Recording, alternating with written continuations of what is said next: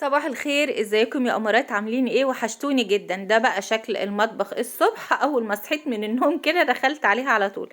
كل ده بسبب ان انا ما عملتش فيه حاجة بعد الفطار. بصراحة كنت مرهقة جدا وقلت خلي المطبخ للسحور، وجيت برضو في السحور ما قدرتش ان انا اعمل حاجة. ودي كانت النتيجة. المطبخ الرخامة كلها زي ما انتم شايفين كده مكركبة ومليانة مواعين كتير جدا. فتعالوا مع بعض كده نشجع بعضينا وندخل المطبخ ده ونشوف هنعمل فيه ايه. وياريت كل واحدة مطبخها شبه مطبخي كده تقوم وتعمله. نسمي الله ونبدأ الفيديو بتاعنا النهاردة ونشوف كده هنعمل مع بعض ايه. نلبس بقى المريالة اللي باظت تماما دي. ان شاء الله كده افتكر واحاول ان انا اشتري واحدة غيرها. كل بصراحة ما اقول هجيب مريالة جديدة بنسى تماما. بصراحة ما بفتكرهاش خالص الا وقت التصوير او وقت ما اجي البسها وادخل بيها المطبخ. ده هنا جردل لبنات انا شارياه حلو جدا. حاطه فيه كيس كده وبفضي فيه بواقي الاكل عندي اللي بتبقى موجودة في المطبخ. واحسن حاجة انا عاملاها ان انا بربي طيور في البيت، فأي فضلات أكل عندي بنزلها للطيور اللي عندي.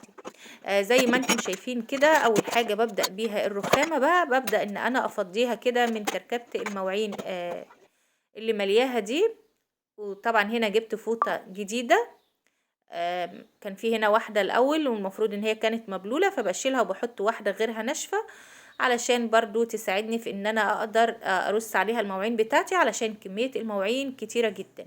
وعايزه اقولك مهم جدا تغسلي الصفايه اللي انت هتصفي فيها المواعين قبل ما تبداي غسيل في المواعين.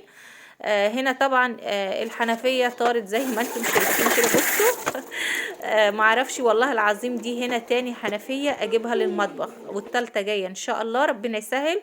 وان شاء الله جوزي هيجيب لي واحده تانية ويركبها لي. تمام. انا هنا ركبتها كده، يعني هي شبكه على ما فيش. لكن هديت المية شوية علشان ما تطرش تاني زي ما احنا شفناها كده. على فكرة هي كده كل شوية بتطير. ولما قلت لجوزي قال لي هجيب لك واحدة تانية واركبها في الحيط. طبعا احنا كنا عاملين حسابنا، كنا محتارين في مكان الحنفية نركبها في الحيط ولا في الرخامة. فركبت معانا على الرخامة وبصراحة مش نافعة خالص، فان شاء الله هنجيب واحدة تانية ونركبها في حيط المطبخ. طبعا كمية المواعين كتيرة جدا، وكل ما اقول ان انا خلصت الاقي فيه مواعين تانية. بصوا بتتكاثر زي ما احنا عارفين كده. آه، اكتر شغل بنشتغله في البيت هو شغل المطبخ بصراحة يعني.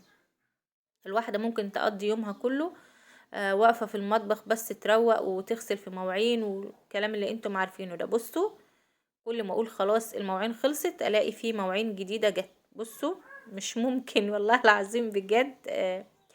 الوضع صعب ومرهق بجد يعني. لكن احنا كلنا عارفين مجرد ما المواعين خلصت خلاص البيت نضف وراق وبقى تمام جدا. يا نهار ابيض، كل دي مواعين. واخيرا بقى خلاص كده بنشطب المواعين تماما اهو. المفروض بقى دلوقتي ان انا همسك الحوض اللي عندي ده اغسله كده وانضفه. عايزه اقول لكم ان الصابون السائل اللي انا بغسل بيه ببقى احط معاه مقدار كده من الخل، مقدار بسيط او من الخل. بيطهر المواعين وكمان بيدي المواعين لمعه حلوه قوي. دي هنا طبعا الرخامه بدات ان انا انضف كل حاجه عليها زي ما انتم شايفين كده، وامسحها طبعا وارتبها كويس. بصراحة المطبخ لو مترتب ورايق ونضيف زي ما بقول في كل الفيديوهات يبقى المطبخ كله عندنا تمام والشقة كلها تمام. هنا طبعا البوتاجاز ده والله يوميا بيتغسل، يعني بصراحة يوميا بيتغسل. لو ما اتغسلش كل يوم بقى بيبقى شكله فظيع. بصوا هنا اتغسل ونضف ولمع معانا اهوت. كل حاجة عايزة النظافة يا بنات. لكن والله العظيم بجد يعني برضو عايزين نعترف ان احنا بنتعب جدا في شغل البيت. هنا بعد ما خلصت المطبخ رشيت فيه كمان معطر.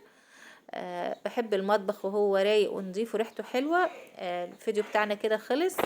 اتمنى اكون قضيت وقت لطيف معاكم وتكونوا ان انتم ما زهقتوش مني، واقول لكم مع الف سلامة وباي باي.